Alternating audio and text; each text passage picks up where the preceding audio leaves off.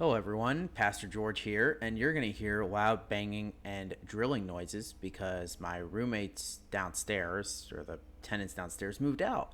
And now the apartment's doing all sorts of work, but I couldn't really find a better time to record this. So, yeah, it's going to be a little noisy in the background. Sorry about that. Hopefully, it'll stop, but I'm only doing this for like 2 or 3 more minutes, so maybe not. Well, anyway, we're continuing our Faith in Film series today by looking at one that you probably all have heard of, if not seen, which is Chariots of Fire.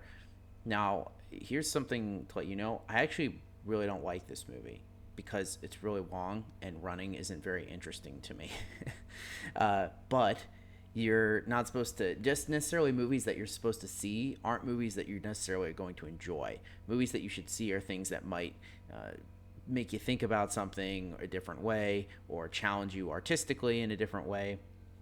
And that's why you should see them, not necessarily because they're super enjoyable.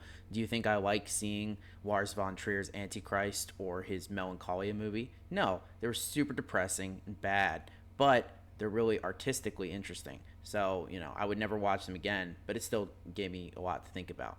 So that's how I kind of feel about Chariots of Fire. And Chariots of Fire is similar to our last two films in that it's about two runners, one who is Jewish and one who is Christian. The one who is Christian is Little, Eric Little, I think.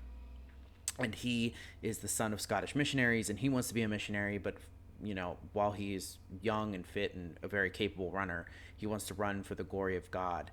And this actually causes him a lot of problems because he refuses to run on the Sabbath, for instance, when some of the races are happening and people are pressuring him to do that. But he kind of sticks to his faith, and he ends up running and winning in Olympic medals and things like that. And of course, there's the famous song from this movie that I'm sure all of you know, but it's it's a movie that's worth seeing at least once in your life. If you've seen it already and you didn't like it, well, not much I can do for you.